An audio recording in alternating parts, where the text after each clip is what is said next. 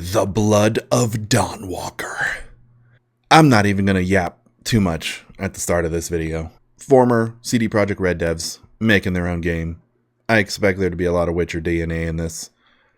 That's it. That's the intro. Here we go.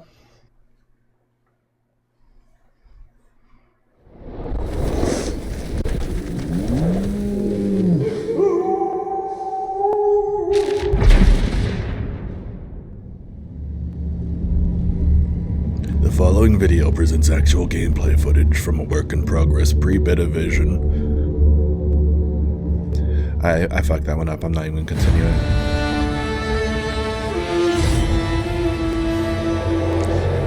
I love it already.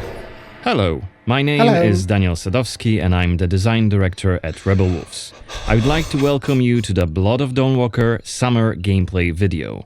Our game is a story-driven, open-world dark fantasy RPG set in medieval Europe. The game is currently in pre-beta stage, and what we are going to show you is just a part of one of the mid-game quests. It's a really cool story involving legendary swords and a haunted almshouse, but today we'll focus on showcasing our gameplay systems. We're starting on the outskirts of Svartro, the game's largest city and the capital of Vale Sangora. From here, we could head anywhere the eye can see, explore ancient ruins or sabotage vampire blood transports. But it's not just about where or when you go. It's also about how you approach the main quest and shape the story, making each playthrough uniquely your own. For now, we're following the road.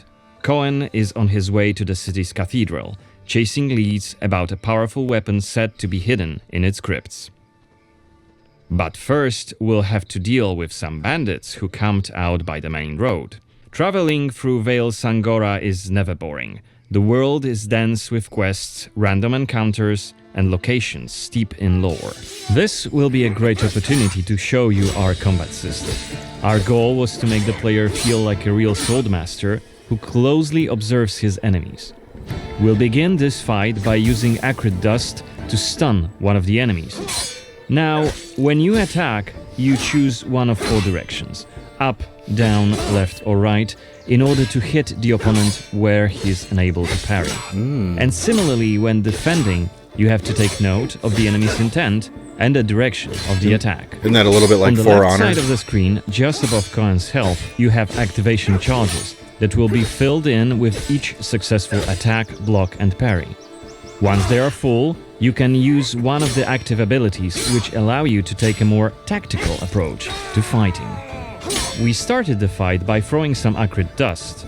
And now let's cast Burning Blood. It's a hex which boils the enemy's blood and burns their skin, dealing physical damage over time. Alright, time to finish this fight. Let's use the final activation charge to cast the artery attack, which actually decapitated the last opponent. Our hero quickly dispatched the bandits, so let's loot a few items they've left behind and open the inventory. I mean, to no one's surprise, this is First extremely of all, Witcher let's code. Even this looks like The Witcher. By eating something. And then take a closer look at this cool-looking weapon we just picked up. The it has better chopper stats than our current weapon, so let's equip it right now. We've also leveled up, so let's use this opportunity to spend the newly acquired skill point in one of Cohen's skill trees. The skills in the Blood of Dawnwalker are divided into 3 trees, one for human, one for vampire, and one shared between the two. We also have an active abilities panel. We can use it to unlock additional abilities to use during combat. Note that during the day, the health bar is not regenerating. You need to find consumables like the one we've just eaten. The hexes we've just used also consume some of Cohen's health. Be aware of that. The way our magic system works, there's always a price to pay for manipulating reality. But we can make it sting a bit less. Let's level up the Frugal Witchcraft skill, so next time we'll cast a hex, it'll consume fewer of Cohen's health points. Now that we've wrapped up the encounter with the bandits, we can be on our way to get inside the city. Right now, Cohen hasn't done enough to ruffle the Vampire Lord's feathers, so the gods will just wave us through. But the more damage you cause, the more suspicious and aggressive they'll become. So when you play the game yourself, you'll have to decide whether you want to challenge the vampires openly, or lay low until you're ready to strike and surprise them. The cathedral. It's even bigger than I remembered. And it's grander than before. They're putting in new stained glass. The Knyaz doesn't deny the old faith. Out of my face. This is the rich district of the city, Silberkreis. There's also Out of my face. Neustadt, and the Middens. Each of the boroughs has its own feel and character. Get your stinking ass out of here. I was just passing through, I swear. I got tired. I sat down and started begging. Looming high over the city is Brancis's castle, Greifberg. He took it over when he slaughtered the human ruler of the valley, Skender, as shown in the trailer we shared with you earlier in January this year. In order to complete the main quest and save your family, you'll have to storm the castle, alone or with help of friendly NPCs. We could do it right now if we wanted, but it would be super challenging. No more drink for you, my friend. Go home. Oh, let me. I just want to. Oh, let me in. You made a mess, and it's not that kind of inn. Let's check the map. The cathedral is really close. There's plenty of other places to see and things to do here. A couple of inns, a medic, a blacksmith, an armorer, and other merchants. Even the map is just straight out of The Witcher 3. You can see that not only the vampires came out of the shadows. Oh shit. This creature on the right is called an Uriash. Look around, especially at night, and you'll learn humans have lots to fear, not just the vampires. Cool. And here we can see guards pounding on some poor guy's doors. What is it about? Giving disrespect to the Knyaz, singing songs that mocked him and the faith. Who told you this nonsense? Was it Livia? Open the door. It's just one of many different community scenes we're implementing in the game.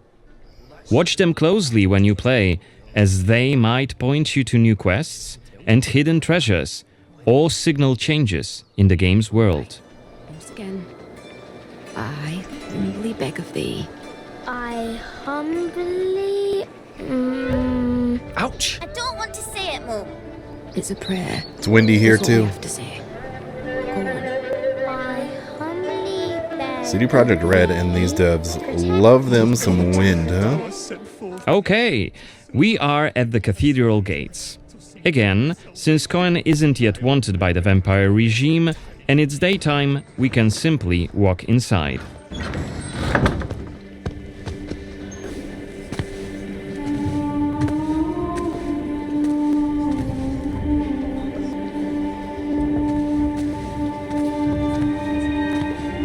The baptism of a newborn is a solemn moment, doubly so. A new life joins our flock, bringing happiness to its parents and to the congregation. Natus ex sanguine est, alitur sanguine, et in sanguine morietur. Ego te baptizo in nomine Dei. Amen.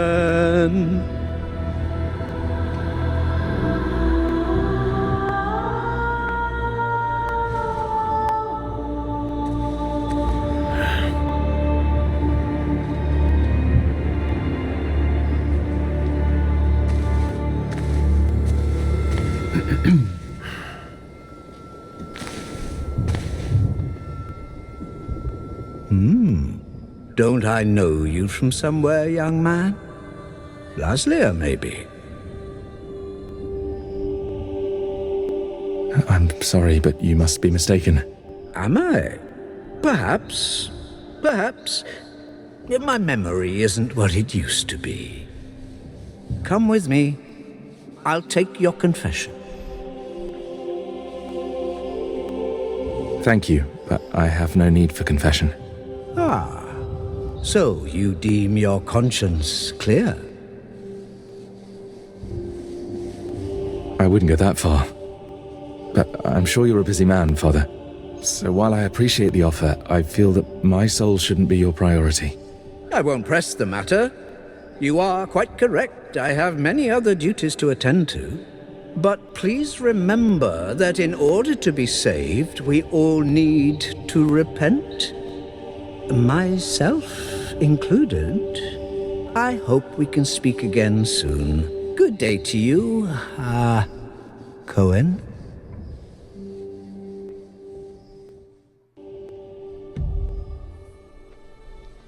What we saw right here was just one of many cutscenes we recorded for the game, which smoothly transitioned into a dialogue scene. We use cutscenes to highlight key scenes or showcase interesting bits of lore. Like this blood baptism. Creepy, isn't it? The core feature of the Blood of Dawnwalker is the dual gameplay loop. Remember, Cohen may be a human during the day, but he turns into a vampire at night, and has a different set of skills at his disposal. Oh, please show us that. And this is just one variable that affects our quests. Depending on when you tackle a particular quest, what choices you've made earlier, whom you befriended, or whom you've angered, your gameplay and story experience will be very, very different. So each quest is a complex structure with multiple possible paths leading to the end goal. We maximize players' freedom and agency, offering you a narrative sandbox to play in. I wonder what secrets may be concealed up there, just beyond Cohen's reach. And how do we get there? It's impossible to do during the day, but come night, it's an entirely different story. Let us explain what we mean by taking our current quest as an example. During the day, we got inside the cathedral without any problems, since it's open for all to see and Cohen doesn't yet stand out from the crowd. The scaffolds, though, are outside of his reach. But climbing them won't be a problem for the vampire, who has many more exploration abilities at his disposal. Bear in mind, Cohen has not completed the quest yet. What's more, there are still a few clues to be found in order to solve this story. It's worth mentioning that narrative sandbox also means that we may completely abandon this quest and follow a different path to defeat Brensis. For today, we're focusing on the gameplay part, so let's see how we could tackle this particular quest during the night. We're starting right after dusk, as a vampire, on the rooftops of Svartrau. Right now, we have 22 days left to complete this goal. This counter is always displayed and you will be warned each time it's pushed forward. So you have to be aware of the time, and it's more of a resource you'll be spending than a racing clock. As a vampire, you'll see and experience the world from a different perspective. You can travel quickly and easily access places beyond the reach of regular humans. Let us show you what we mean.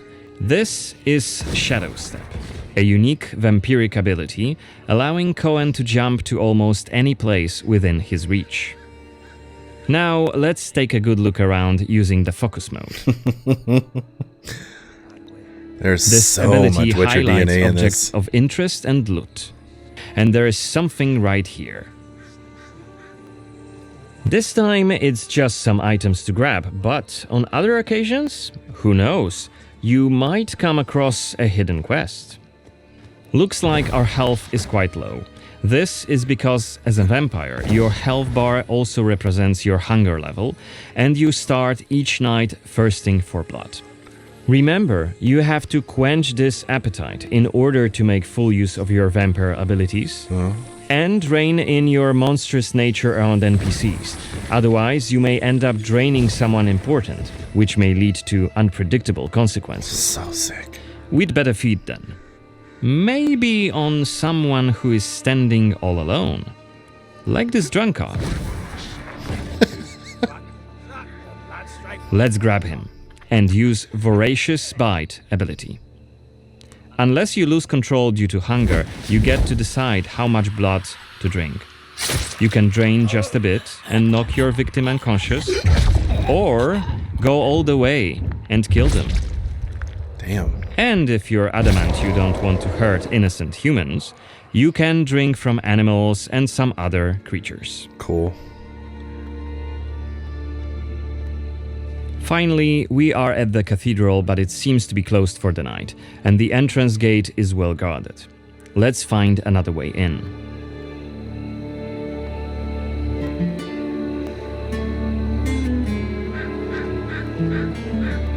I wonder if they will have a world effect that if you want to just play an evil bastard that kills anything, it'll affect the Shadow town. Step is Kind of not like the Dishonored. only vampiric ability you're gonna learn during your playthrough.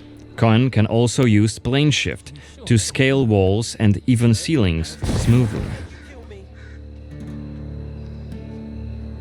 This will allow us to explore every nook and cranny of the cathedral. Doesn't look like it drains any resources when you use it.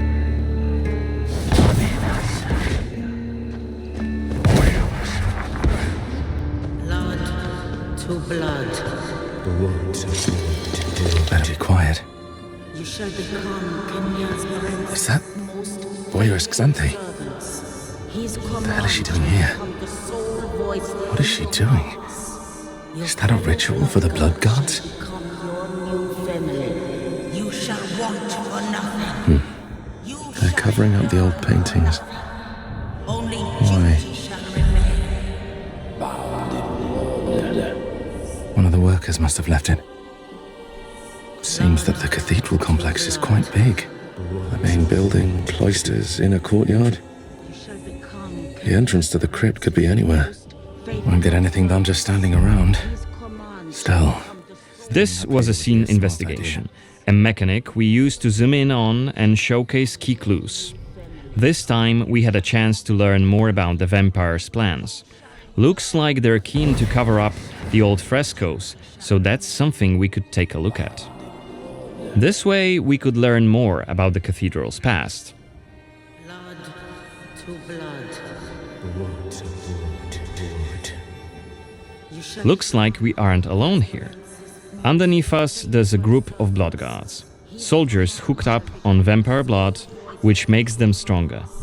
And one of Brances's vampire allies. It's Xanthi, the oldest vampire in Vale Sangora, and quite a powerful lady.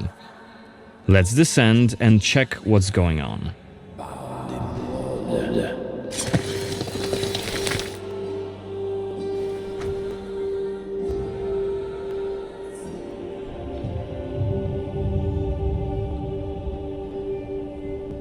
Don't think I don't see you skulking in the shadows. Come out!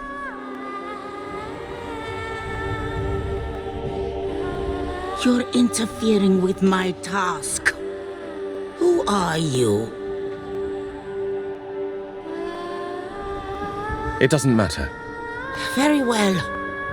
I don't have time for interruptions. Let us dispose of him. Quickly!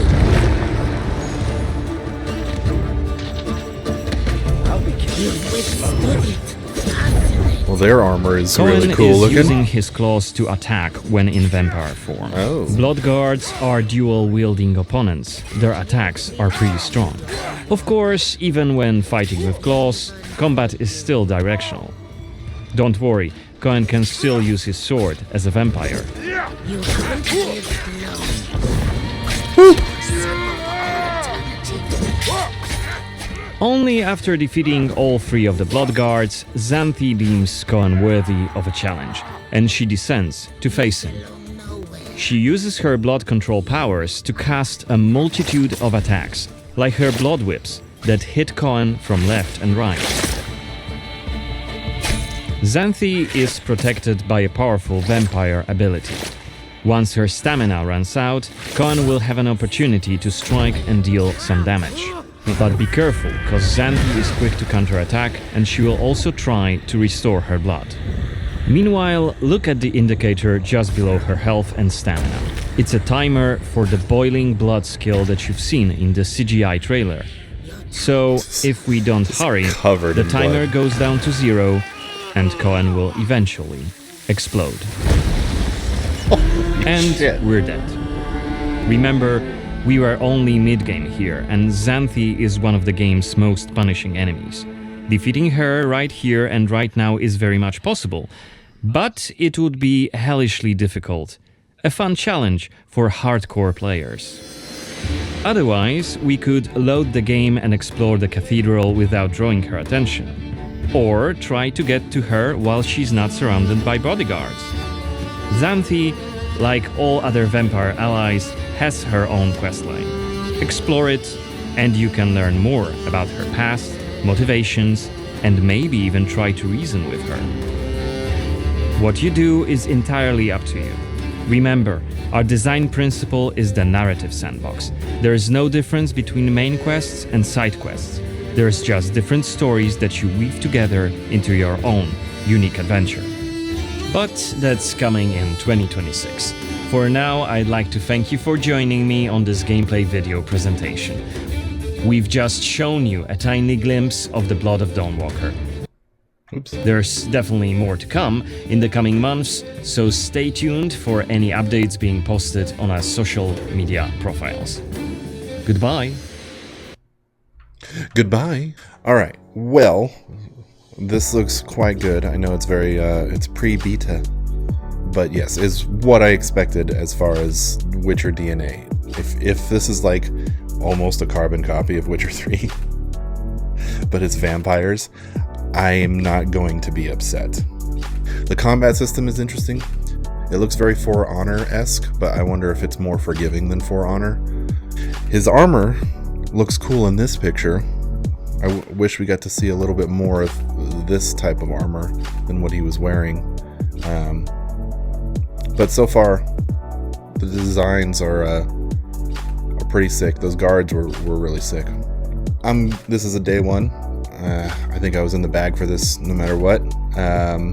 Anywho, those are my thoughts on the Blood of Dawnwalker, my brief thoughts. I'm going to let that digest a little bit before I talk about it more whenever they give us more content to watch. Let me know what you guys think about it in the comments below. Until next time, I'll see you in the next one.